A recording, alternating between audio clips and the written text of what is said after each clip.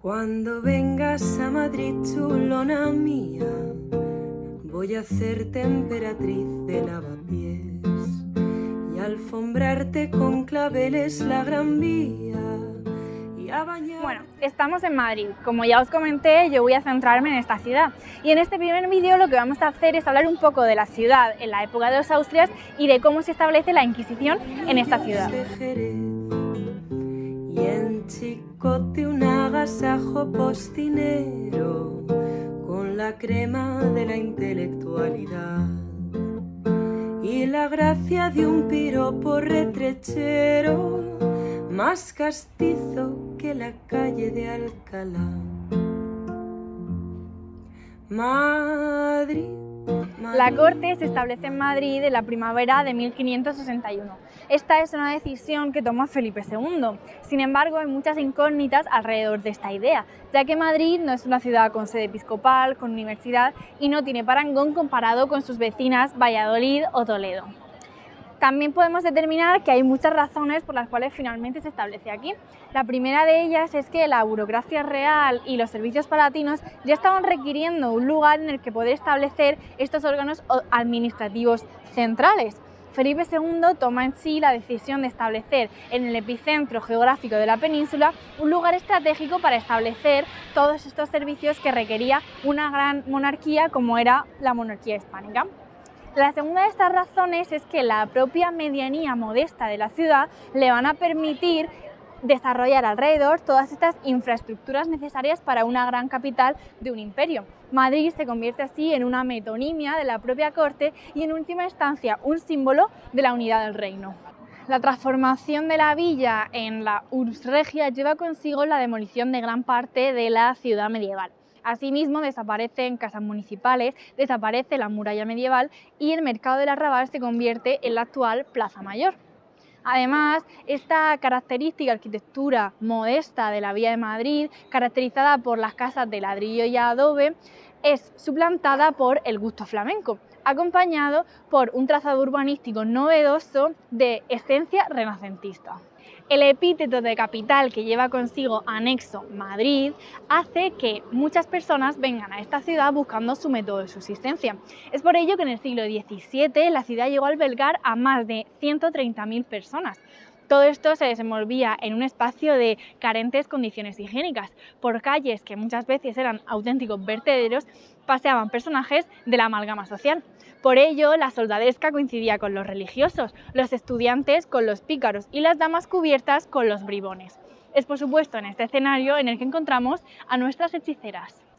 El Madrid de los Austrias, al cambio de siglo, se va a convertir en un escenario de numerosas celebraciones y festejos. Todo se hacía con gran pompa y ostentación, como es propio de este incipiente barroco. Es por ello que no nos sorprende que las clases más pobres anhelaran formar parte de este contexto palaciego. Se desarrolla así este Madrid oculto, este Madrid esotérico, como una válvula de escape para estas castas más desfavorecidas. Pedazo de la España en que nací, por algo te hizo Dios, la cuna del requiebro y el chotis, Madrid, Madrid, Madrid. Para hablar del establecimiento de la Inquisición en Madrid tenemos que remontarnos al segundo gran auge de la persecución inquisitorial. El primero se había dado en la época de los Reyes Católicos, al terminar su magna tarea de la unificación peninsular. De esta época no existe constancia de que hubiera una gran persecución en la Villa de Madrid. En primer lugar, porque no había una Inquisición itinerante y en segundo lugar, porque la frecuencia de los conversos en la villa fue mínima. Es por tanto en la época de los Austrias mayores cuando sí que se tiene constancia. En esta época la persecución se centró sobre todo en los focos luteranos y en los moriscos que no habían abandonado su ancestral fe. Es aquí cuando se establecen los primeros despachos que, sin embargo, van a seguir siendo dependientes de la Suprema Inquisición de Toledo.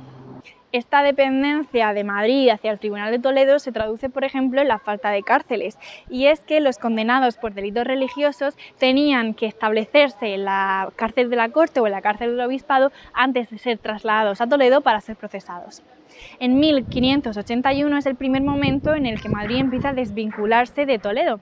Es el momento en el que se nombra a Juan de Llano de Valdés como el comisario del Santo Oficio en Madrid. Este va a visitar paulatinamente Madrid, sin embargo, no reside en la ciudad. No será hasta 1644 en el que se determine que el comisario va a tener que vivir en la ciudad de Madrid. Y para 1665 ya se puede establecer un despacho de la corte como tal. Es en este momento cuando se empiezan a nombrar funcionarios y en el que empieza a establecerse la independencia total de Madrid como la Inquisición propia de la corte. El Tribunal de la Inquisición de Madrid seguía los mismos procesos que el resto de tribunales. El primer paso era la delación o denuncia, siempre hecha de forma anónima. A partir de las declaraciones anónimas se establecía lo que es llamado el sumario. El segundo paso era la clasificación. El tribunal recababa información a partir de la que le proporcionaban el resto de tribunales para establecer si era verdad o no la acusación que se había hecho.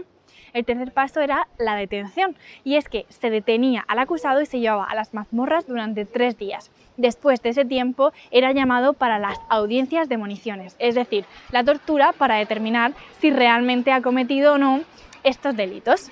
Si el acusado quería una defensa, se le nombraba un abogado del Santo Oficio. Sin embargo, esta defensa era mínima, porque en la mayoría de los casos se le aconsejaba que se declarase culpable y que pidiese perdón a la Santa Inquisición. Finalmente se convocaba al ordinario diocesano para que ejecutara la sentencia. La máxima pena a la que se podía condenar a un acusado era la relajación, un eufemismo para morir en la hoguera. La máxima manifestación del poder inquisitorial eran los autos de fe. Según Nicolás Eymerich, en el Manual de Inquisidor, se recomendaba lo siguiente: conviene que una gran multitud asista al suplicio y a los tormentos de los culpables, a fin de que el temor les aparte del mal. Es un espectáculo que llena de terror a los asistentes y una imagen terrorífica del juicio final. Pues bien, este es el sentimiento que conviene inspirar. También tenemos las declaraciones de Henry Kamen, quien describe así la organización de un auto de fe. Los presos eran guardados para tan solemne ocasión. Cuando se había acumulado los suficientes presos de modo que valiera la pena celebrar un auto de fe, se fijaba una fecha para el gran acontecimiento y los inquisidores informaban a las autoridades municipales y catedralicias. Un mes antes del auto de fe desfilaban por las calles de la ciudad una procesión de familiares y notarios de la Inquisición, proclamando la fecha de la ceremonia.